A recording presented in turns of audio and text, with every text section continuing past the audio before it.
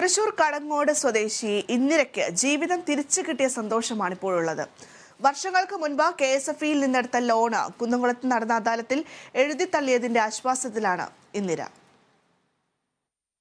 കടങ്ങോട് സ്വദേശി ഇന്ദിര 10 വർഷം മുൻപാണ് വീട് നിർമ്മാണത്തിനായി KSFE-യിൽ നിന്ന് 1.5 ലക്ഷം രൂപ ലോണെടുത്തത്.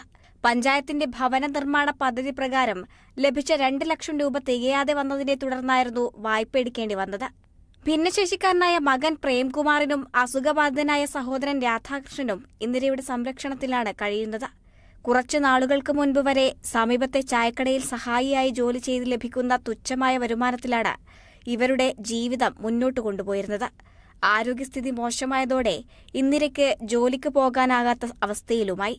ഇതിനിടെയാണ് KSFE-യിൽ നിന്ന് ലോൺ തിരിച്ചടവിനുള്ള നോട്ടീസുകൾ ഇന്ദിരയെ തേടി മുടങ്ങാതെ എത്തിക്കൊണ്ടിരുന്നത്. കുന്നംകുളത്ത് നടന്ന അദാലത്തിൽ പരാതി നൽകിയ ഇന്ദിര തന്റെ ദുരവസ്ഥ മന്ത്രി ഡോക്ടർ ആർ ബിന്ദുവിനോടാണ് പറഞ്ഞത്. ലോൺ എഴുതിത്തള്ളാൻ മന്ത്രി നിർദ്ദേശം നൽകി.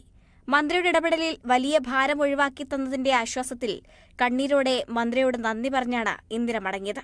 Kerala vision news, Thrissur.